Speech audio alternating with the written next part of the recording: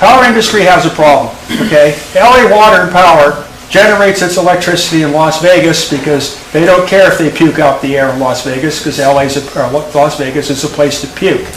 So what they do is they have this giant power line that carries it from Las Vegas to Los Angeles, which seems fine and dandy.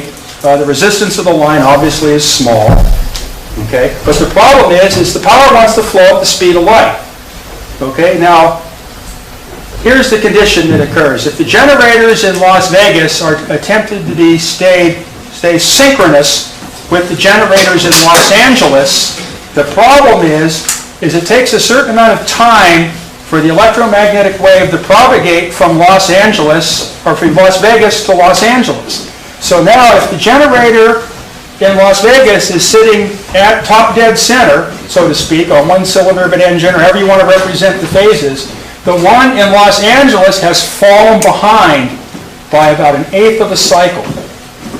Okay, now if you get to the situation where the line is 1/4 wavelength long, a wavelength at 60 cycles is 2,880 miles. So it's kind of hard to do, but there are some power lines that are very long. So here's what has to be done. If the line gets longer, the generator at the other end becomes more and more, it's in step at what it thinks happening because the retarded potential. When they become 90 degrees apart, they can no longer stay synchronized and you get a big blast. So here's what the power company does. Unless you have quantum entanglement. Well, whatever, that doesn't exist in this talk. That's denied. Okay? So here's how they do it. They don't involve themselves in quantum mysticism because you can't make anything out of it that works in the electrical world. They use a very simple thing. They do what we were just talking about here. What they do is they take every 100 miles on the power line and put a capacitor in series with the power line. Now that capacitance in series with the power line sets the time angle back every time the wave is going through a capacitor station. These capacitors are gigantic. It would take 10 of these rooms to hold them.